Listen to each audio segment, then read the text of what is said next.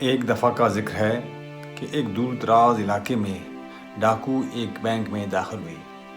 ان میں سے ایک دروازے پر چلایا، ہلنا مت، پیسے بینک کا ہے لیکن زندگی آپ کی۔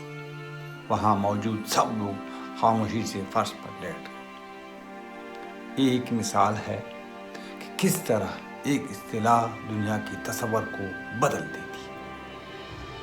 ایک عورت اشتعال انگیز طور پر میز پر لیٹ گئی، لیکن ڈاکو نے اسے کہا، یہ ڈکیتی ہے، عصمت دری نہیں، اس کے مطابق برتاؤ کرو۔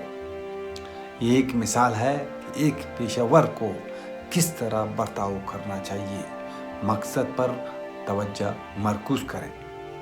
ڈکیتی کی مقام سے فرار ہونے کے وقت سب سے چھوٹے ڈاکو تعلیمی ڈگری حاصل کر چکا تھا نے سب سے بوڑھے ڈاکو سے جو بمشکل ابتدائی اسکول سے فارغ التحصیل ہوا تھا کہا، ارے بوڑھے، ہم کیسے گنیں گے کہ ہم نے کتنا اٹھا لیا ہے؟ بوڑھے نے غصے سے جواب دیا، بیوقوف مت بنو، ایک گننے کے لیے بہت پیسہ ہے، آئیے انتظار کریں جب تک کہ وہ اس خبر پر اعلان نہ کرے کہ بینک کو کتنا نقصان ہوا ہے۔ اسے کہتے ہیں تجربہ۔ تجربہ ان دنوں ڈگریوں سے زیادہ اہم ہے۔ ڈاکو کے غائب ہونے کے بعد بینک ڈائریکٹر نے اکاؤنٹنٹ سے کہا کہ پولیس کو بلاؤ۔ اکاؤنٹنٹ نے جواب دیا، رکو، پہلے چوری کی رقم میں وہ 5 ملین شامل کرے جو ہم نے پچھلے مہینے چرائے تھے، اور کہیں گے کہ وہ بھی چوری ہو گئے تھے۔ اسے کہتے ہیں ہر موقع سے فائدہ اٹھانا۔ اگلے دن خبر آئی کہ بینک سے 100 ملین لوٹ گئے ہیں۔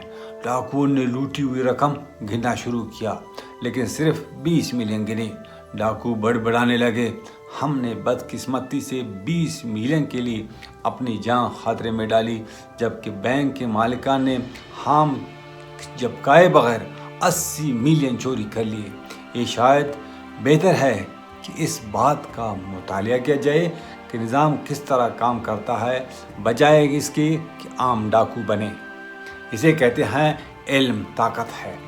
بینک ڈائریکٹر بہت خوش ہوا، خاص طور پر اس بات پر کہ اسٹاک ایکسچینج میں اس کے نقصانات کو ڈکیتی کا روپ دہا لیا گیا۔ اسے کہتے ہیں خطرے سے نہ ڈرنا۔ ایک آدمی کو بندوق دو اور وہ بینک لوٹ سکتا ہے، ایک آدمی کو ایک بینک دو اور وہ سب کچھ لوٹ سکتا ہے۔